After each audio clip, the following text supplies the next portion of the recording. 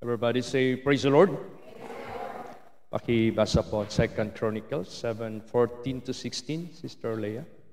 Praise the Lord. If my people, which are called by my name, shall humble themselves and pray, and seek my face, and turn from their wicked ways, then will I hear from heaven, and will forgive their sin, and will heal their land. Now mine eyes shall be open, and mine ears attend unto the prayer that is made in this place. For now have I chosen and sanctified this house, that my name may be there forever, and mine eyes and mine heart shall be there perpetually. Okay. Praise the Lord. Let us sing our opening song, What a Friend. Mike daw. Piano.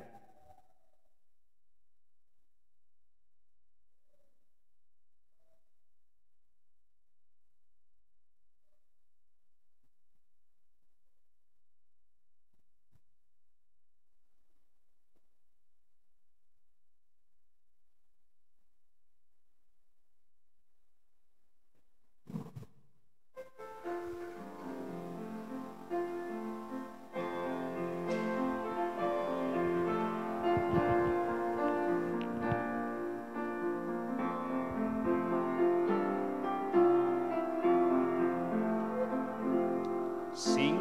What a friend we have in Jesus. All our sins and griefs to bear. What a privilege to carry everything to God in prayer.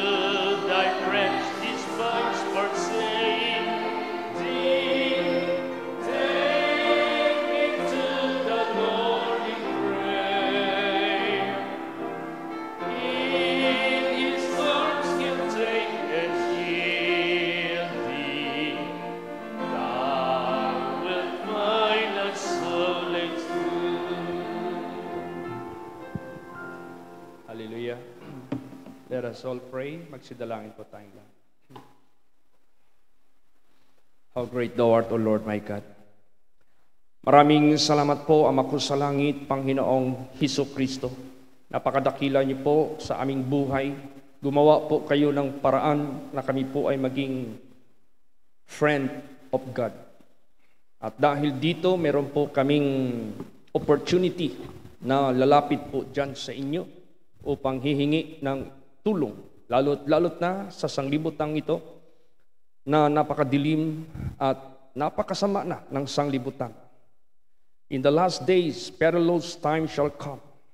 Men shall be lovers of pleasures more than lovers of God. Kaya kayo lamang po, Panginoong Hesukristo, ang aming kalakasan, ang aming tapang, ang aming kapangyarihan upang madaig namin ang lahat sa sanglibutang ito, na mapanatili po namin ang kabanalan, mapanatili po namin ang kalinisan, mapanatili po namin ang katuwiran ng Diyos sa aming buhay.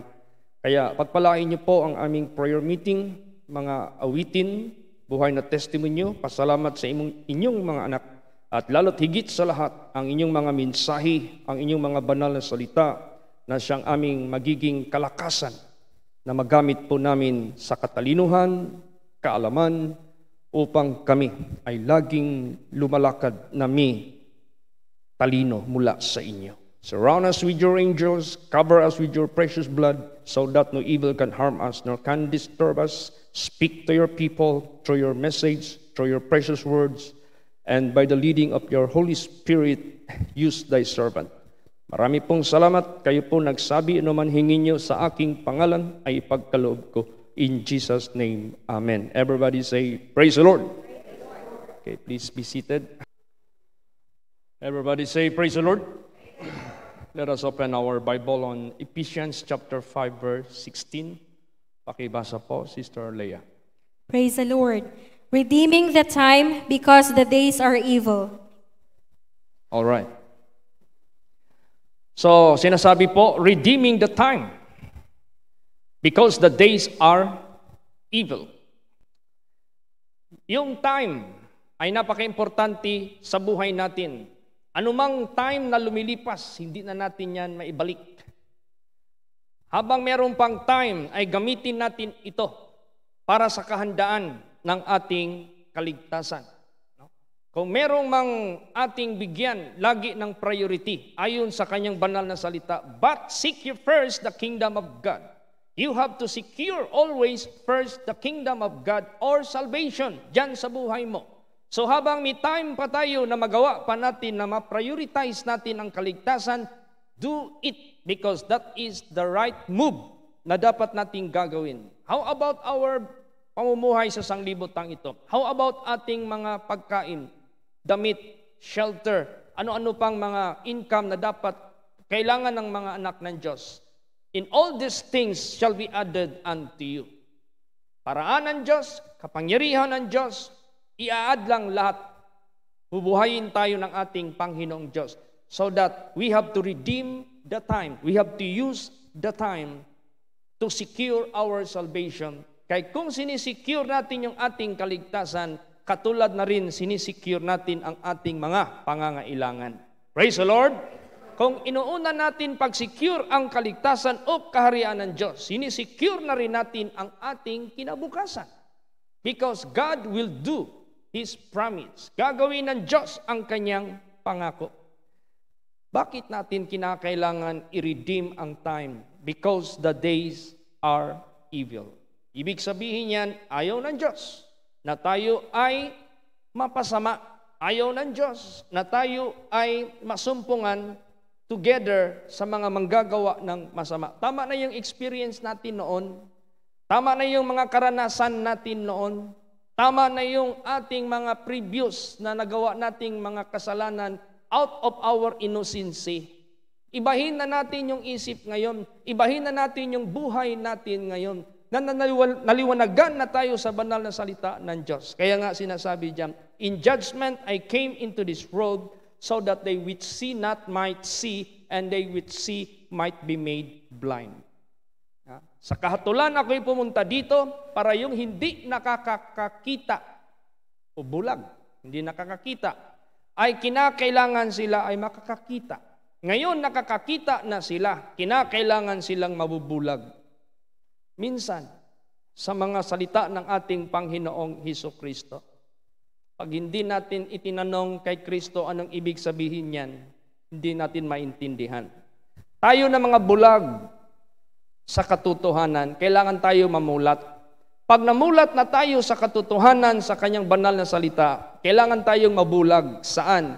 mabulag sa kasalanan, mabulag sa lahat ng mga karumihan, lahat ng mga bagay na mga masasama. Diyan tayo mabubulag. Kaya sa buhay natin, kung meron man tayong unahing isecure, tandaan natin yan, ang kaligtasan, ang kaharian ng Diyos, habang nabubuhay pa tayo, habang magagawa pa natin. Maraming mga tao sa sanglibutang ito, kanya-kanyang plano. Habang nabubuhay pa sila, meron silang priority. Habang nabubuhay pa sila, meron silang gustong unahin munang gawin. Pero sa atin, iba. Habang nabubuhay tayo, unahin talaga natin ang kaligtasan. Basahin natin anong sinabi sa Ecclesiastes chapter 9 verse 10. Praise the Lord. Whatsoever thy hand findeth to do, do it with thy might. For there is no work, nor device, nor knowledge, nor wisdom in the grave whither thou goest. Yan. Bago tayo ilagay doon sa hukay o sa libingan, habang buhay pa tayo, gawin mo na yung gusto mong gagawin. Ngayon, ano ang nararapat nating gawin na dapat nating magawa habang buhay tayo? Unahin natin ang kaharian ng Diyos. Unahin natin ang kaligtasan. Yan talaga ang nararapat nating gawin. Paano natin ginagawa yan? Kailangan habang buhay tayo sa sanglibutang ito, hindi tayo maging katulad sa mga mangmang na walang kaalam-alam patungkol sa kalooban ng Diyos. Importante, alam na natin ano ang kalooban ng Diyos. Importante, we should be found doing the will of God. Kaya kinakailangan wag tayong maging unwise. Kinakailangan wag tayong maging katulad sa mga wala pang kaalam-alam sa nararapat nating gawin para sa paggawa ng kalooban ng Diyos. So, yan ang gusto ng ating Panginoong Diyos. Wag tayong maging unwise. Basa. Ephesians chapter 5 verse 17. Praise the Lord. Wherefore, be ye not unwise, but understanding what the will of the Lord is. Yes. Alam natin ano ang kalooban ng Diyos. Alam natin ano ang kabanalan. Alam natin ano ang katuwiran ng ating Panginoong Diyos. Yun ang gawin natin. No? Yun ang ating paninindigan. Sa pagpakinig, sa pagpatuloy natin sa kanyang mga banal na salita, diyan natin malalaman ang katotohanan. Sa pag-alam natin sa katotohanan, diyan din natin malalaman ang mga bulaan. Alangan man gawin natin yung mga bulaan na patungo yan sa kapahamakan. Habang nalalaman natin ang katotohanan, nalalaman natin anong nararapat gawin sa paningin ng ating Panginoong Diyos. So gagawin natin yung anumang nararapat sa paningin ng ating Panginoong Diyos para kung sakali man siya ay hahatol sa atin, tayo po ay wala ng dahilan na tayo ay mapapahamak. Darating ang panahon, maniwala man tayo sa hindi, in a twinkling of an eye, no? Bigla na lamang, lahat haharap dyan sa ating Panginoong Diyos. Whether we like it or not, darating talaga tayo dyan. It is appointed unto man once to die, after this, the judgment. Napakabilis pa naman ang takbo ng araw. Napakabilis pa naman ang takbo ng panahon ngayon sa sanglibutang ito. Hindi mo lang napapansin, darating na pala ang ating Panginoon. Hindi na natin napapansin kung pahintulot ng Diyos. Kukunin na tayo niya dito sa sanglibutang ito dahil sa napakabilis ng takbo ng mundong ito. Kaya may warning sa atin, redeeming the time because the days are getting evil. Yung evil na yan, na masama ngayon sa panahon ngayon, yan talaga ang iwasan natin. Yan talaga ang dapat nating, wag na nating balikan. Lalot na yung makapagsalamuha ka dyan sa labas sa mga tao na hindi taga-loob. Hindi taga-loob? Hindi taga-kaharian ng Diyos. Hindi matawag na mga anak ng Diyos. Hindi matawag na mga banal. Hindi matawag na mga matuwid sa paningin ng Diyos. Yung hindi pa born again, magsama-sama ka sa kanila. Mag-ingat tayo. Kailangan maging matibay tayo. Kailangan maging liwanag tayo sa kanila. Basahin natin anong sinabi po dyan. Colossians 4:5. Praise the Lord. Walk in wisdom toward them that are without, redeeming the time. Yes. Lumakad kayo sa katilinuhan o sa kaalaman doon sa kanila na nasa labas. Samantalahin ninyo ang panahon. Meaning to say, wag nating ibigay ang oras natin, ang panahon natin na tayo ay marumihan, na tayo ay madala balik doon sa ating kasalanan. Kailangan ang time na ating i-redeem, gamitin na natin sa paggawa ng kalooban ng Diyos. Para sa ganon, anuman ang mga bad influences na posibleng ating makikita at mapapansin sa sanglibutang ito, they cannot convince us, nor influence us, nor defile us, kundi mapanatili pa natin ang ating kalinisan. Ganun po. Kasi ang sanglibutan ngayon, tingnan mo, pinag-uusapan na sa Senado, pinag-uusapan na sa ating gobyerno about sa tinatawag na SUGI. Ano ba yung SUGI na yan? Anti-discrimination. Ibig sabihin yan, kung sa tawiran, meron ng lahat. Sa CR, kailangan kasama na dyan yung LGBT. Meron na silang sarili nilang walang discrimination.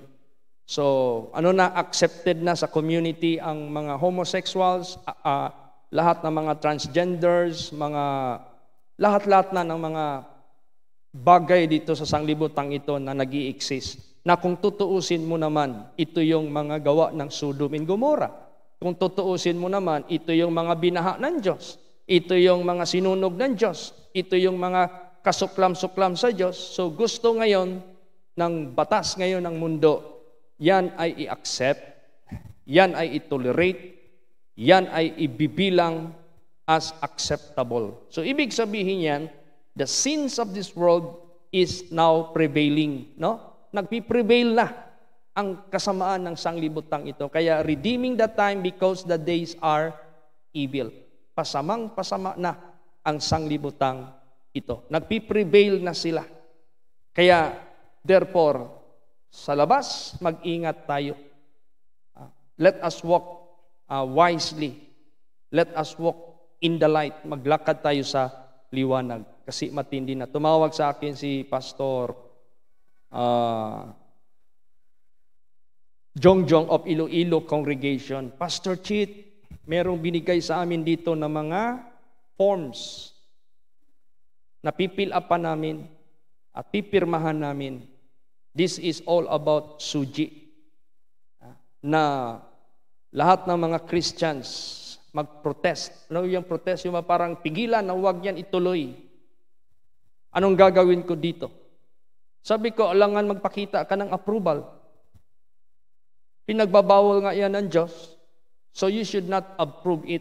You should show to the people of the world, these things ought not to be done, but rather must change. Dapat mabago. Sabi ko, nandyan na yung forma sa'yo. Siyempre, nag-e-expect yung mga Christian community dyan na ikaw ay tayuan mo yung iyong natutunan sa banal na salita ng Diyos that you should rebuke, reprove, and do not give consent. If sinner entice you, give that consent. So huwag kang mag-consent. I-disapprove mo yung SUGI. Ganun man. Paano mo mapapahayag sa sanglibutang ito na ikaw ay totoong Kristiyano if you approve it?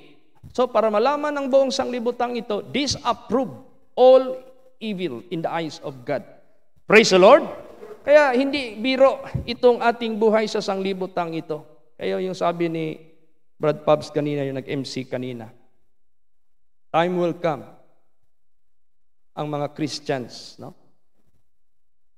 ipipersecute. Imbis na nung una, yung mga immoral, homosexual, yun yung iniiwasan ng mga tao, hindi welcome sa community, hindi accepted sa family, kasi pinagbabawal nga ng Diyos. Ngayon, babaliktarin na ngayon. Ang i-accept ngayon, yun kung ano yung karumaldumal sa paningin ng Diyos, yun na yung pinoproteksyonan ng batas. Ngayon, iba na. Okay lang sa kanila masara ang mga simbahan, okay lang sa kanila yung mga manindigan sa salita ng Diyos, makulong. Ganon.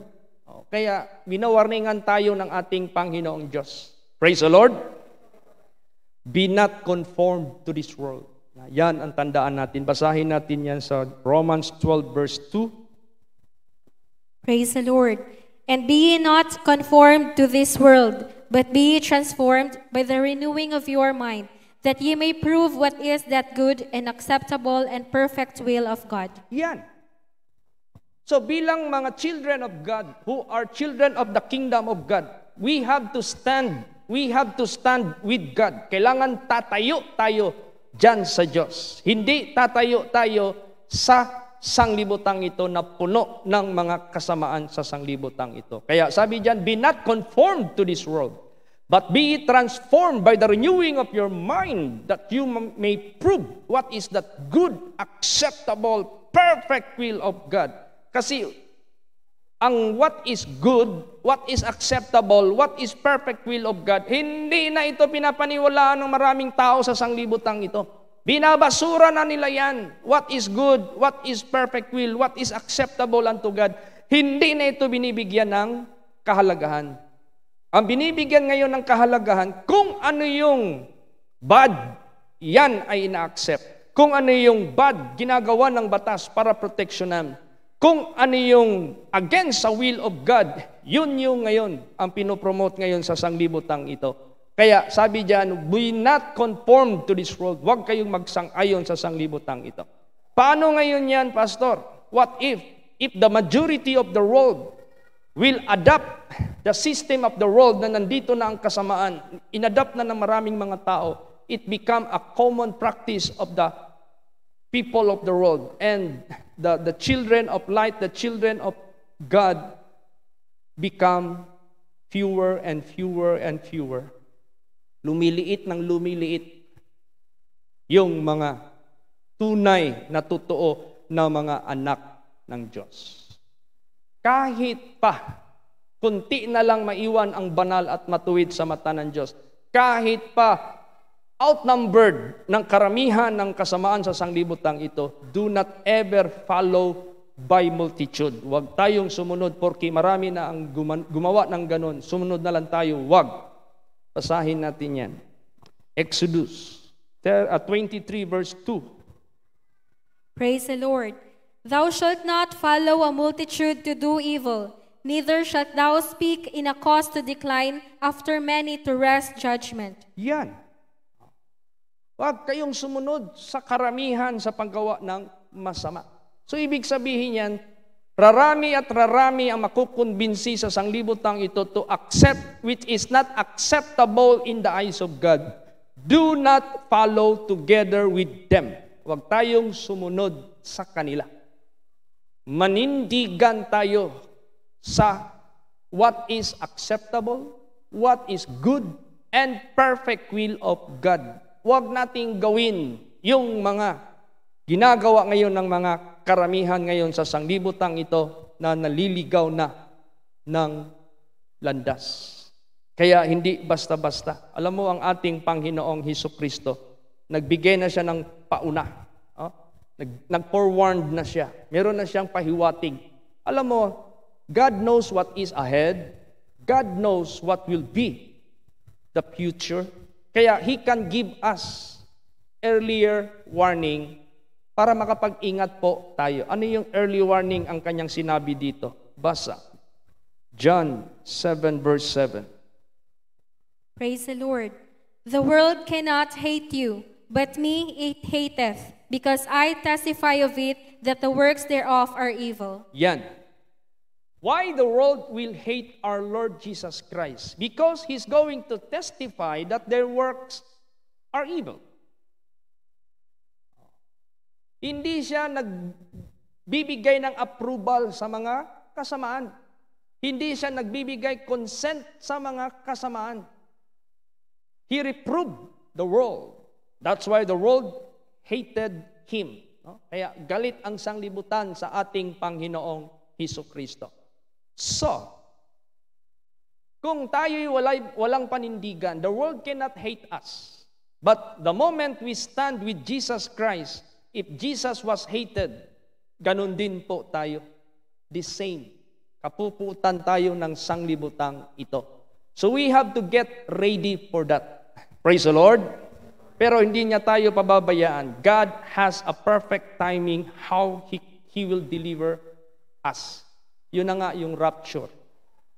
Or kung kukunin ka ni Lord Jesus Christ sa sanglibutang ito, that is another kind of saving you from the evil to come. Di ba? According to Isaiah 57:1, why righteous die? Dahil nakikita ng Diyos sa unahan sa sobrang sama na mangyayari sa sanglibutang ito. Kaya sila unti-unting kinukuha ng ating Panginoong Diyos.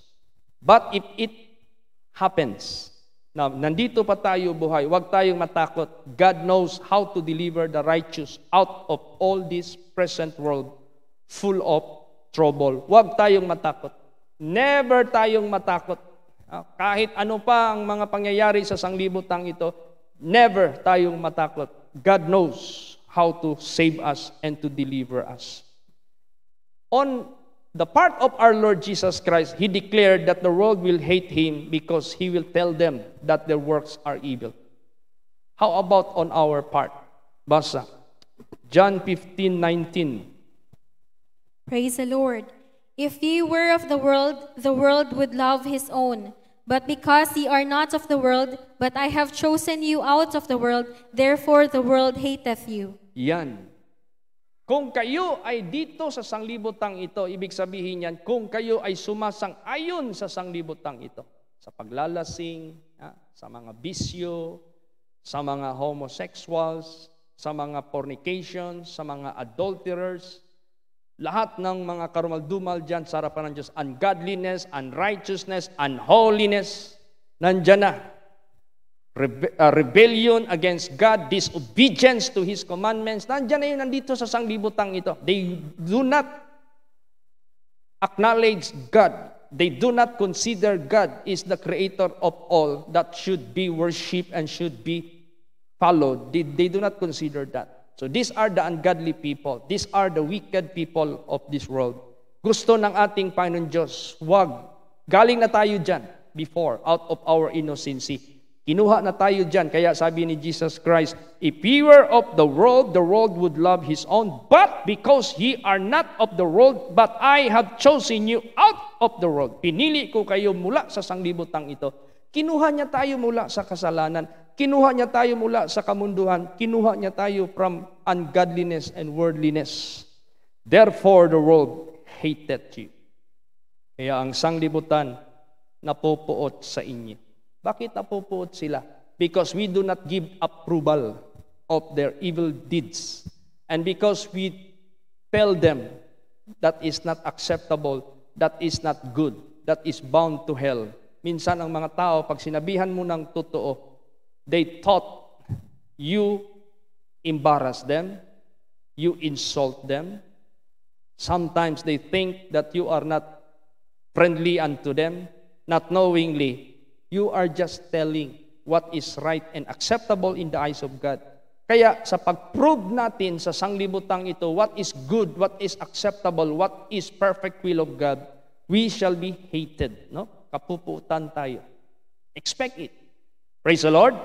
But nevertheless, Jesus said, I sanctify myself that they might be sanctified. Kung conversion pa sa sanglibutan ito ng Duterte, Digong, presidente, kung walang willing magpakamatay sa bansa, walang mangyayari sa bansa natin.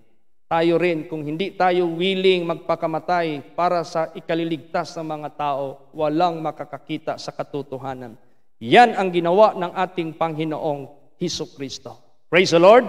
Yun ang gusto ni Lord Jesus Christ na mangyari po dito sa atin. Alam niyo po, high time na ngayon. Mataas na ang oras para tayo ay maghanda lagi. Wala na tayong ibang priority ngayon. Let us be ready. Let us hope for the coming of our Lord Jesus Christ. Let us keep ourselves pure, clean, worthy to escape in all these things that shall come to pass. Pag sinabing worthy to escape, yun yung irarapture ni Lord Jesus. Pag sinabing worthy to escape, ito yung sasagipin ni Lord Jesus mula sa nakikitang kasamaan sa sanglibutang ito. Kaya high time ngayon sa bawat isa because the salvation is nearer than when we believe. Basahin natin yan. Romans 13:11. Praise the Lord. And that knowing the time, that now it is high time to awake out of sleep, for now is our salvation nearer than when we believed. Yes, hindi na panahon ngayon matutulog sa spiritual. Pag sinabing natutulog sa spiritual, you are not aware, you are not, what do you call that, conscious. Pag natutulog ang tao, you are unconscious. You don't know. Time is passing. Lumalampas na yung ano. Diyan mo na lang nalaman na umaga na pag nagising ka na. You don't know what had happened, kung anong nangyari sa pagtulog mo. Kaya, this is now high time for everyone to awake out of sleep. Awake meaning to say, you know what is the will of God. Awake, you know what is good and acceptable in the eyes of God. Awake, you know what is perfect will of God. Kaya, gising ang lahat para po sa ating kaligtasan. Praise the Lord. Hindi na basta-basta ngayon ang sanglibutang ito. Kaya gusto ni Lord Jesus Christ, yung armor of God, wag nating ilagay sa kaban. No? Yung armor of God, wag nating isabit sa hangiran. Yung armor of God, wag nating iligpit at itago. Yung armor of God, wag nating yang pabayaang hanggang nawawala na. Gusto ni Lord Jesus Christ yung armor of God na yan must be put on. And how many of the parts of the armor of God that we're going to put on? Ilang bahagi ng armor of God ang isusuot natin? Basahin natin kung ilang bahagi. Basa. Ephesians 6:13. Praise the Lord. Wherefore, take unto you the whole armor of God, that ye may be able to withstand in the evil day, and having done all, to stand. Yes. Whole armor of God ang isusuot natin. Hindi lang yung portion. Bakit? Kasi gagawain na ni Satanas ang lahat ng niyang puwersa para tumbahin tayo. So, dahil dyan, we are already aware of that. So, wag tayong magkumpiyansa. We have to put on the whole armor of God. From head to foot. Kailangan walang matamaan dyan. From head to foot, kailangan walang matamaan ng masamang espiritu. In other words, we keep ourselves by watching, by prayer, helmet of salvation. Kaya yung mga nagmumotor, yung si Brad Paul, nung binaril siya, nasubsob yung ulo niya sa siminto. What if kung hindi siya nag-helmet sa araw na yan? Ay siyempre yung utak niya, magkalat doon sa karsada. Salvation, that is in case of accident. You are saved. Praise the Lord. So, ibig sabihin yan, helmet of salvation. Anything that will happen to you, you are saved. No? Saved ka. Kaya isuot mo lagi yan. Helmet of salvation, breastplate of righteousness. Saan nakalagay yung breastplate of righteousness? Kapag sinabing breastplate, plate na nilalagay sa breast, dito, sa harap. Ibig sabihin yan, do not be ashamed of the righteousness of God. Sometimes people are ashamed to show the righteousness of God. Ayaw nilang, hindi ako magpunta dyan kasi hindi ako katulad sa kanila. May mga make-up, may mga alahas, mga maiksi ang short. Pag magpunta ako dyan sa kanila, nagmumuka akong old-fashioned, nagmumuka akong, wag mong ikahiya ang katuwiran ng Diyos. Praise the Lord. Dito yan nilalagay sa harap because that is intended to be shown. Intended yan para makita. Ay, ayaw kong magpunta dyan kasi alam ko, ma-OOP lang ako dyan. No. Come out, go out to the world and show the righteousness of God. If it is necessary for you to be there, then show the righteousness of God. Ipakita mo yung katuwiran ng Diyos. Praise the Lord. Kaya wag nating ikahiya. Nung una, hindi nga natin kinahihiya yung image of the world. Ito pa kaya yung image ng holiness and righteousness? Kaya nga sinabi diyan, follow peace with all men and holiness. Without no man shall see the Lord. Sundin mo ang kapayapaan at ang kabanalan. Kung wala ito, walang sino man makakakita sa Panginoon. So we are the bringer of the light. We are the bringer of the righteousness of God. Breastplate of righteousness, huwag mong ikahiya yan. Praise the Lord. Loins with truth. Sinturon. Ano bang purpose ng sinturon? To buckle up.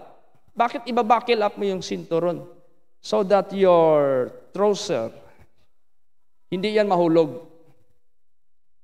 Ano mo yan? Yung punta ka ng yung sinturon ng safety belt dyan sa eroplano. Pag sinabi ng indicator at saka yung announcement ng all right, few minutes from now we are going to take off. Fasten your seat belt.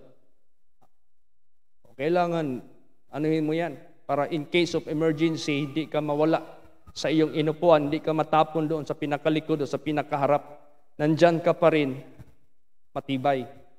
So, ganun yon ang katotohanan. Higpitan natin, hawakan natin ng mahigpit ang katotohanan. Huwag nating luwag-luwagan. Praise the Lord!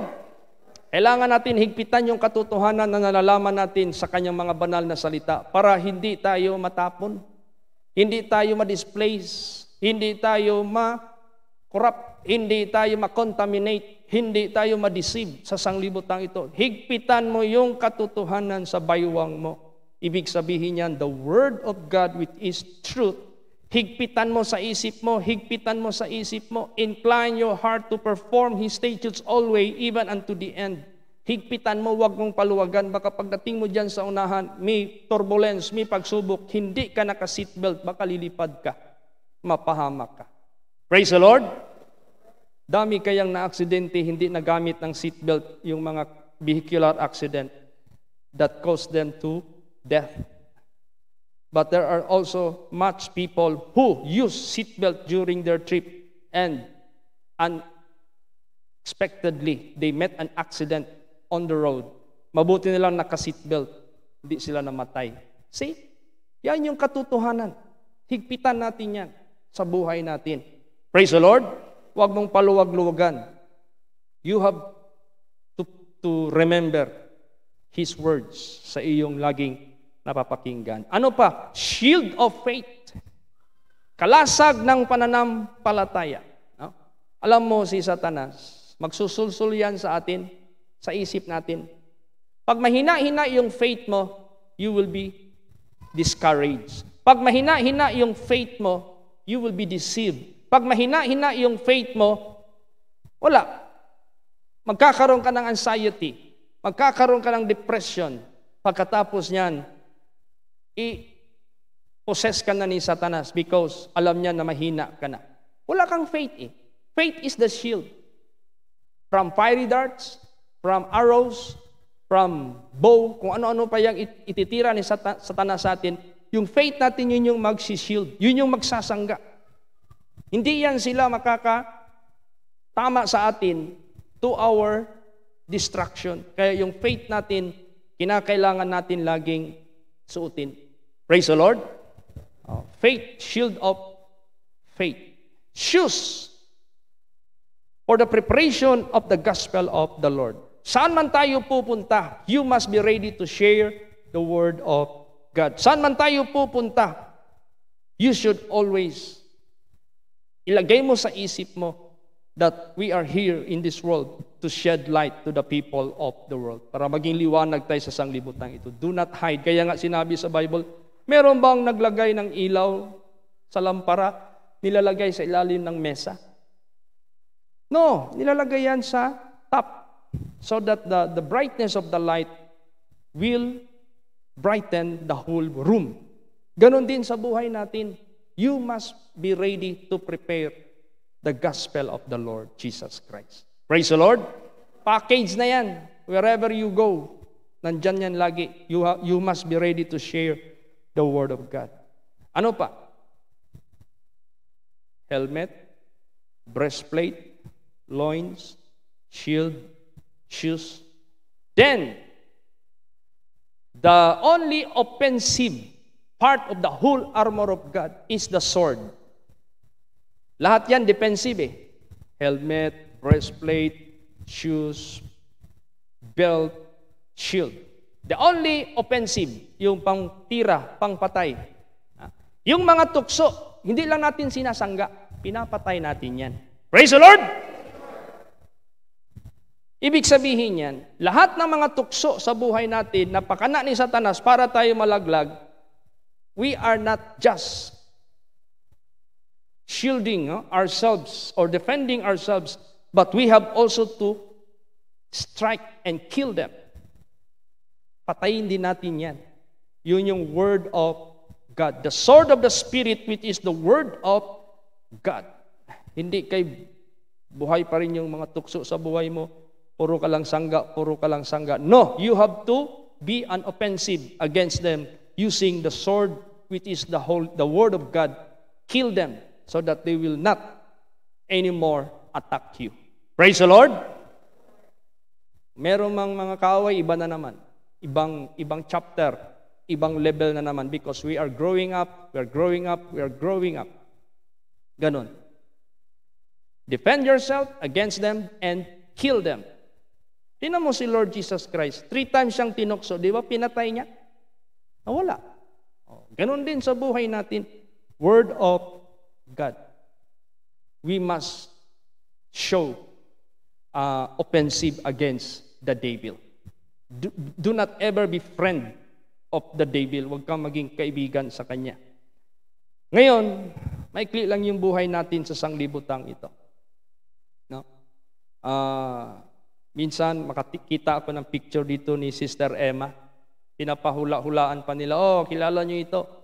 Siguro, Sister Emma at that time, parang sweet 16 pa siguro yun. Oo. Sometimes some of our brethren cannot recognize her. Pero ako alam ko kasi bata pa ako nakarating sa place, kilala ko na Sister Emma. Ngayon, kung i-compare mo yung ni Sister Emma sa tagal ng panahon, hindi mo na siya ma-compare doon kasi malayo na ang agwat. Matagal na kasi yun eh. Kahit ako, talagang yung bata pa ako na nagpa-choir kami, hindi nga ako na-recognize ni RJ, kasi meron tayong choir sa Iowa. Si Pastor Dodong nandoon, si Brad Bernard nandoon, Sister Baby Mandagyo, Sister Cording, nandoon Pastor LB, nandoon yung Sister Helen nandoon. Tapos ako nandoon din sa likod.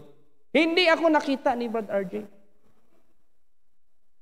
Sabi ni Sister Joy, Brad RJ, sino pa ang marirecognize mo dyan? Sabi niya, si Pastor Dodong. Ito si Sister Baby Mandagyo. Wala na. Hindi niya alam nandoon ako. Bakit? At that time I was so young, dumating si Brad RJ, I'm already what? Of course, you know already. Praise the Lord. Half century. So ibig sabihin yan, Jesus said, walk while a little while the light is with you. Lumakad kayo sa liwanag habang sa madaling panahon, sa maikling panahon, ang liwanag ay nandyan pa sa inyo. So ibig sabihin yan, the light is the life of men. While the light for a little while is in you, is in me, is in us. Walk in the light. This is now the time to walk in the light. Praise the Lord. Kanina may nag-request, Pastor Chit, ang mama ni Sister doon sa Antique congregation, Sister Jonah, parang bigla lang, 56 years old, 57, hindi na makakilala ng tao. Baka ano bang nangyari? Nagpahilot siya sa 3 manghihilot. Sa last na naghilot sa kanya, tinuuban siya. Pagtuob sa kanya, after that, bigla na lang hindi na makasalita. Bigla na lang hindi makarecognize sa amin. So sudden. Napakabilis. Kanina, nangisay-ngisay na daw, yung bang nag-i-struggle na daw. Sabi ko, Lord Jesus, your word says, whether we live or die, what is important, we are of the Lord. Lord Jesus, kung meron pa siyang ipapagawa dito, pagalingin mo siya miraculously. Pero kung pasya mo na pahingahin mo na siya, Lord, your will be done. Yun ang prayer ko kanina. Kasi talagang nangingisay na raw. Nag-i-struggle na daw. Sabi ko, sige, Pastor Dan, tawagan niyo lang ako, what is the update? Huwag kayong matakot, huwag kayong mabahala. The most important thing, we are in the hand of God. Praise the Lord! Pagkalingin siya ni Lord Jesus, para kay Lord Jesus, maliit lang masyado yan. So, i-commit natin sa ating Panginoon Kristo. Kaya yung advice ni Lord Jesus, basahin natin yan. Last verse, John 12:35. Praise the Lord. Then Jesus said unto them, Yet a little while is the light with you. Walk while ye have the light. Let darkness come upon you. For he that walketh in darkness knoweth not whither he goeth. Yes. Lumakad kayo sa katuwiran, lumakad kayo sa kabanalan, habang nandyan pa ang ilaw sa inyo, habang nandyan pa yung buhay sa inyo. Baka bigla darating yung darkness sa buhay ninyo, wala na kayong magagawa. There is no more work in the grave. There is no more activities in the grave. Kaya, saan man tayo aabutin ni Lord, saan man tayo aabutan ng ating Panginoong Kristo, whether at babalik siya dyan sa clouds, or whether paratingin pa niya tayo ng old age, o papahingahin tayo ni Lord Jesus sa ating mga paglilabor sa sanglibutang ito, so be it. Because time is so quick, nakapakabilis lang. Walk while the little, walk a little while the light is in you. Sa maikling panahon, nandyan pa ang liwanag sa inyo, lumakad na kayo sa katuwiran. Kaya salamat ako kay Lord Jesus Christ na lagi niya tayong pinapalalahanan, lagi niya tayong sinusustain, pinipreserve. Kaya ngayon sa Amerika ngayon, hindi pa natin alam kung ano talaga. Parang hindi pa ata nag-concede, no? Si former President Trump, no? Hindi pa siya nagko-concede. Parang hindi pa niya feel na natalo siya. Kaya hindi natin alam what will be the next, or magkakaroon ba ng kodita, hindi pa natin alam kasi hindi pa nakakaupo si Biden. Si Biden naman, marami na siyang pinapahayag. Ano yung mga revelation ni Biden? Na niya talaga, ipupustro niya kung ano yung pinagbabawal ng Diyos. Susuportahan niya talaga lahat. LGBT, suportahan niya yan. Kung ano-ano pa diyang mga pinipigilan ni Trump. Kaya medyo unstable ngayon ang kalagayan. But whether we like it or not, who will be the President of the United States of America, it doesn't matter. What is important on our part, lagi nating tandaan, let us redeem the time because the days are evil. Huwag nating hayaan ang time lumipas na hindi natin nagawa ang kanyang kalooban. Huwag nating hayaan ang time lumipas na hindi tayo nanindigan dyan sa ating Panginoong Hesukristo. So that the moment He caught us, yung bang makot tayo, hindi tayo katulad sa nangyari dito na they say peace, safety, they marry, they eat, they drink, lahat na ng mga activities sa sanglibutang ito, they focus on the pleasures of this world. Sudden destruction happened upon their lives. Biglang destruction, like a thief in the night. Unaware sila eh. While the warning is being given to the people of the world, they do not take heed. Kaya sa buhay natin, matagal na tayong nag-take heed, i-maintain natin ito, wag nating bitawan, because His coming is nearer than when we believe. Kaya hawakan natin ng mahigpit, patuloy yung salita niya day and night para lamang ma-maintain natin ang sanctification, righteousness, holiness, at meron tayong tapang, meron tayong strength harapin ang pressure ng sanglibutang ito. pinipressure na tayo ng sanglibutang ito. Kaya let us be courageous and let us be brave. Hindi pa natin alam what is the next chapter that we're going to face in this world. We do not know yet. Basta alam natin, do not ever conform to this world, but be transformed. Prove what is that good, acceptable, and perfect will of God. Hawakan natin yan hanggang kailan tayo panatilihin ni Jesus sa mundong ito. Praise the Lord! Kasi tayo po ang lahat.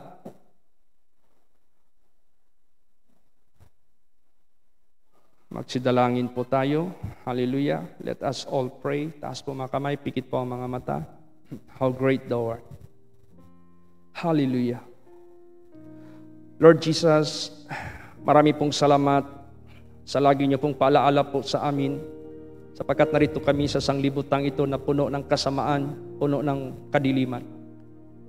Dalangin ko po sa inyo, patuloy po kayo mag-preserve, mag-sustain sa amin.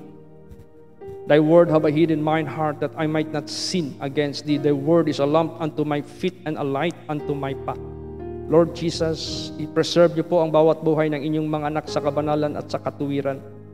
Lagi po naming alalahanin ang paghahanda namin sa kaligtasan. And everything just will follow. Everything just will be added. That is not our business, but that is your business. Our business is to seek your kingdom first and your righteousness. And everything and all things just will be added. And that is your business. And you are faithful that promise. Kaya nararanasan namin na hindi kami nagkukulang. Nararanasan namin hindi nyo kami pinabayaan. Nararanasan namin we are so satisfied, O Lord, with your goodness, with your blessings, O Lord, O God. Lahat naranasan namin ang inyong mga pagpapala because you are faithful that promise. Kaya Lord Jesus, hawakan niyo po ang bawat isa ng inyong mga anak. Lutasin niyo po ang mga problema na hinaharap ng inyong mga anak. Katulad po sa Antique Congregation, patuloy niyo pong i-preserve, i-sustain as much as possible si Sister Susan, the mother of Sister Jonah. Preserve her life, preserve her soul, O Lord of God, for your great name's sake, for your honor and your glory, and you know what is best for her, your will be done. At dalangin ko po sa inyo yung kanilang problema sa pagbayad fully sa kanilang lupa. Mag-provide po kayo nito miraculously. At dalangin ko po sa inyo, pagpalain niyo po yung mga churches na kasalukuyang patuloy na ginagawa pa. Patuloy niyo pong ibuhos ang inyong mga blessings sa bawat kongregasyon, Panginoong Jesucristo.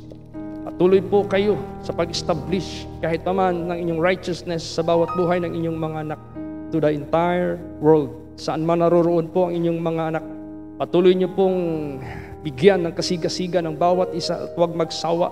Makinig sa inyong mga banal na salita because this is the only way to sustain us in your salvation.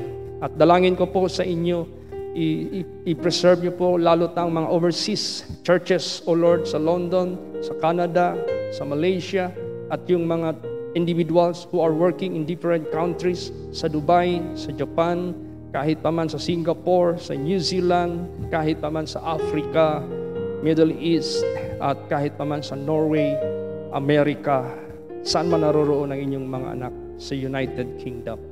Lord Jesus, bless and preserve every one of your people na nandyan kami, handa lagi kahit pa man sa inyong pagbabalik, at handa kami lagi sa pagpakita ng liwanag, handa kami lagi sa pag-resist sa mga temptations, handa kami lagi sa pagpupuyat at laging nagmamasid para kami po, Panginoong Jesucristo, lamang ay kami masumpungan ninyong malinis lagi, Panginoong Jesucristo. Maraming salamat.